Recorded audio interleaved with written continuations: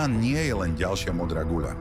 Je to jediná planéta, ktorá sa vesmírom doslova kotúla na boku, pravdepodobne po drvivej zrážke s iným svetom. Tento sklon vytvára najbizarnejšie ročné obdobia v slnečnej sústave. Predstavte si, že na jednom póle svieti slnko nepretržite 42 rokov, zatiaľ čo druhý mrzne v absolútnej temnote.